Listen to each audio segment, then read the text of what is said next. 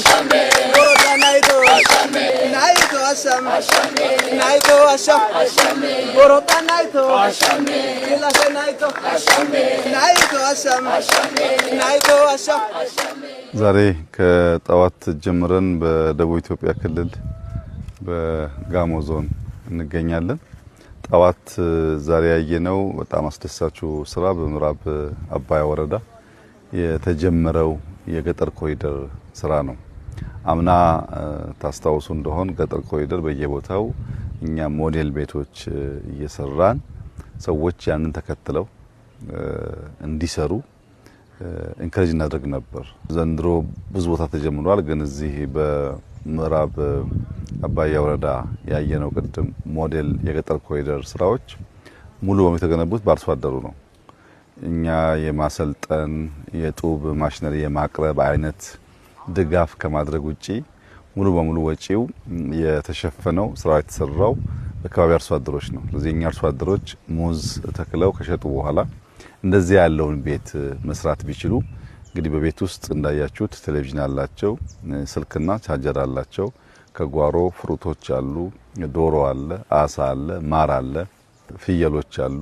አንድ አርሶ አደር በጓሮ ፍሩት በተለያየ መንገድ ማምረት የሚችል ከሆነ ማር ማምረት የሚችል ከሆነ አሳ ካለው ዶሮ ካለው ፍየሎች ላሞች ካሉ አንዱ እንኳን ቢጎድል አንዱ እየሞላ ቢያንስ ራስን ማኖር ጸዳ ያለ ኑሮ መኖር የሚባለው ጉዳይ ሊሳካ የሚችል እንደሆነ ያመላክታል። ንጽህና ካለ ጤና አለ፣ ምግብ ካለ ጤና አለ፣ ኦርደርሊ የሆነ ስርዓት ካለ ሰላም አለ።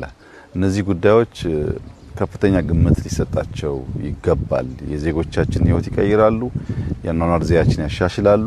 ኢትዮጵያን ወደምናስበው ከፍታ ወደምናስበው መሻሻል የመውሰድ አቅም አላቸው። ሰው መብራት ሲያገኝ፣ ስልክ ሲያገኝ፣ መረጃ መስማት መለዋወጥ ሲችል፣ በጓሮ ምግብ ማምረት ሲችል ብዙ ጉዳዮች እየቀለሉ ስለሚሄዱ አርሶ አደሮቻችን በጣም መልካም ጅማሮ ጀምረዋል።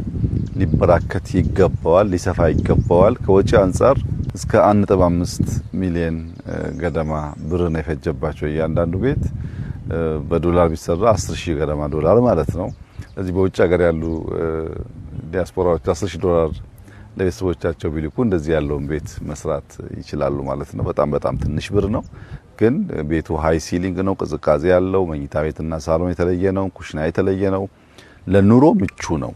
እኛ ጋር የነበረውን ትልቁን ክፍተት የሚመልስ አሰራርና የኑሮ ዘይቤ ያየ ነው። ይሄንን ኢንከሬጅ እናደርጋለን፣ እንደግፋለን። እንዲስፋፋ ከፍተኛ ፍላጎት አለ።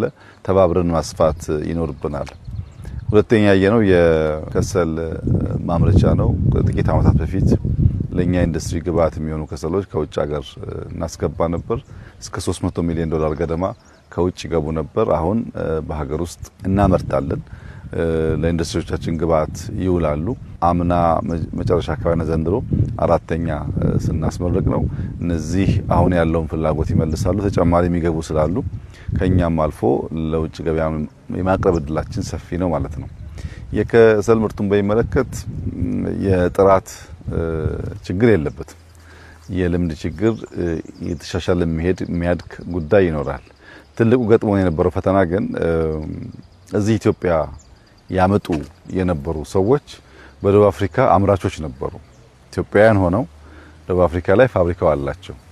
ከደቡብ አፍሪካ ያመጡ እዚህ ሸጡ ስለነበረ የኢትዮጵያን የማራከስ ጥራት የለውም የማለት የነሱ ፋብሪካ እንዲያስገባ የፈለግ ፍላጎቶች ነበሩ። ያ ለምንድን ነው የሚለውን ስናይ ያው ሰዎች በተቻለ መጠን ዶላር ከሀገር ውስጥ ማውጣት በዛ ዶላር ደግሞ ሸቀጦች ማስገባት የነሱን መክበር ቅድሚያ ሰጥተው ያያሉ። ግን ጥሩ አይደለም። ለሀገር ለወል ጥቅም ቅድሚያ መስጠት ያስፈልጋል። ያ ፋብሪካ ተነቅሎ ሊመጣ ይችላል፣ ወደ ሌላ ማርኬትም ሊሄድ ይችላል። እኛ አንድ ፋብሪካ እዚህ ስንሰራ 100 ሰው 1000 ሰው የሚቀጥር ከሆነ ያ ኢምፕሎይመንትም ጭምር ነው ኤክስፖርት የሚደረገው። ፋብሪካ ውጭ ሆኖ ከውጭ መንገዛ ከሆነ ለሰዎቹም ነው የምንከፍለው፣ ዜጎቻችንን መቅጠር ሲገባን ማለት ነው። እና በኢምፖርት ሰብስቲቱሽን በዚህ አመት 5 ቢሊዮን ዶላር ገደማ ነው ኢንዱስትሪዎቻችን ያመረቱት።